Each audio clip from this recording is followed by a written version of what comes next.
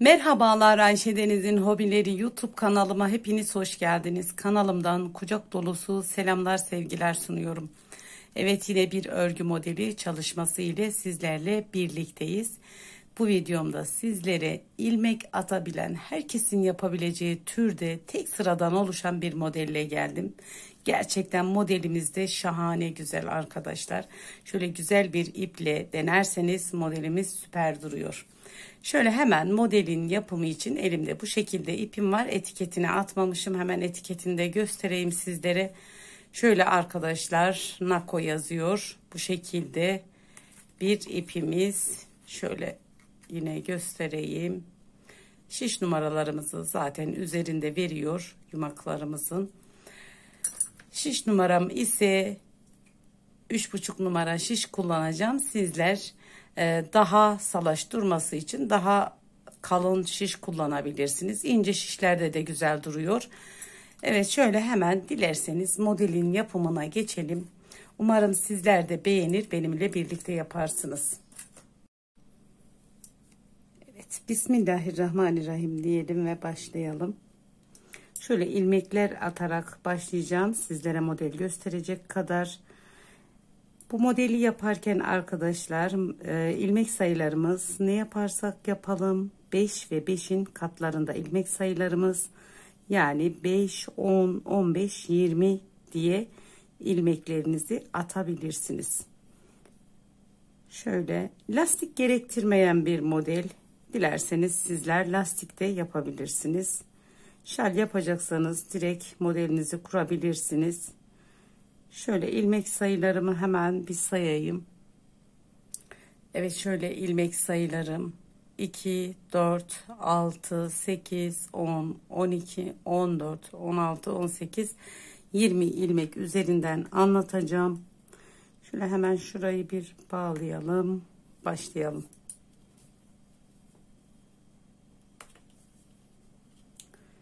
Burada ilk sıramı düz bir şekilde örüyorum arkadaşlar. Tabii ki lastik yapmayacaksanız bu şekilde başlayabilirsiniz. Düz bir şekilde bu sıramızı örüyoruz.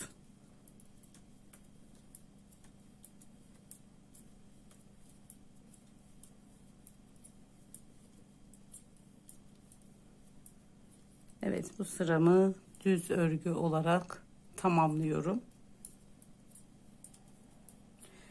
Modelimiz tersinden de düzünden de aynı tek örnek arkadaşlar. Çift taraflı kullanabileceğiniz bir örgü. Ters düz sorunu yok. İki tarafında kullanabilirsiniz. Evet, birinci sıramızı bu şekilde düz örgü olarak ördük. Modelimizin birinci sırasındayız. Kenar ilmeğimi örmeden aldım. Burada 1, 2, 3 düz ilmeğimi ördüm kenar ilmeğimden sonra. 3 düz ilmeğimden sonra bir tane doladım. 2 tane ilmeğimi ters bir şekilde ördüm. Tekrar 1, 2, 3 düz. Yine bir tane doladım. 2 tane ilmeğimi ters bir şekilde ördüm. Yine 1, 2, 3 düz. Bir kez doladım. 2 tane ilmeğimi ters ördüm. Burada yine kenar kısımda olduğu gibi bir kenar ilmeğimiz, 3 tane de düz ilmeğimizi örüyoruz. Hemen burada 1, 2, 3 kenar ilmeğimi de ördüm. Yine şöyle ikinci sırayı da gösterelim. Aynı arkadaşlar, hiç değişen bir şey yok. Hemen buradan kenar ilmeğimizi örmeden aldık. 1, 2, 3 düz ördük. 3 düz ilmeğimden sonra bir tane başına doladım. Yine ters bir şekilde 2 tane ilmeğimi ördüm. Tekrar 1 2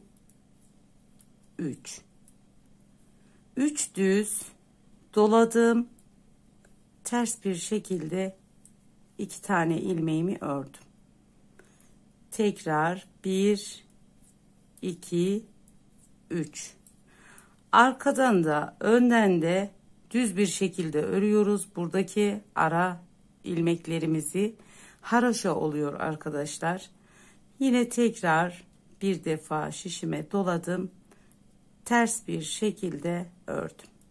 Kenarda 1 2 3 kenar ilmeğimi de ördüm 4. Tekrar yine göstereyim.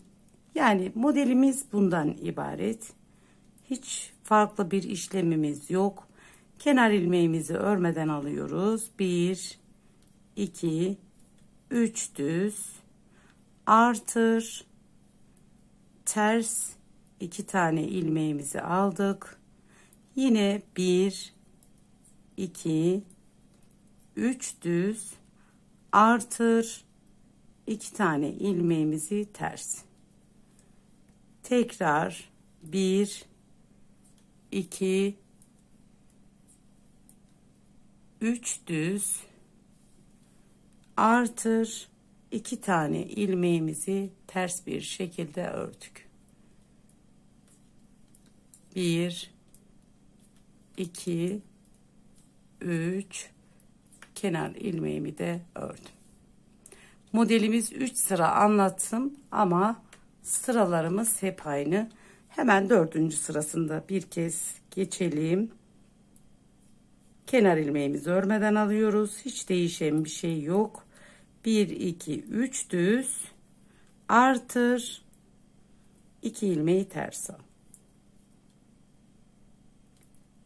1 2 3 düz artır 2 ilmeği ters al. Bu kadar kolay. 1 2 3 düz artır 2 ilmeği ters al. 1 2 3 kenar ilmeğimi de düz bir şekilde ördüm. 4 sıra sizlere göstermiş oldum. Zaten modelimiz bundan ibaret arkadaşlar. Tabii ki örneğimiz ilerledikçe kendini gösteriyor. Şöyle hemen ben daha önce yapmış olduğum büyük bir parçamda göstereyim sizlere modelimi. Şöyle arkadaşlar, modelimiz bu şekilde. Şöyle göstereyim. Çok hoş, tiril tiril duran bir örnek. Her iki tarafı da aynı. Örneğimizin her iki tarafı da aynı. Ortası ajur. Şöyle. Bu kenar kısımları, ara kısımları ise haroşa olarak ilerliyor. Böyle bir görüntü çıkıyor. Çok da hızlı ilerliyor. Bu örnekten neler yapabiliriz arkadaşlar? Bu örnekten çok güzel yazlık yelekler yapabiliriz. Yine lastik kullanmayabilirsiniz. Alt kısmına tığlama geçebilirsiniz. Yine eto şallar yapabilirsiniz. Dediğim üzere bebek örgülerinde bebek elbiseleri yapabilirsiniz kız çocuklarına. Bluzlar yapabiliriz. Hırkalar yapabiliriz. Şöyle tekrar modelimin görünüşü, modelim bu arkadaşlar. Evet, bir videomuzun daha sonuna geldik.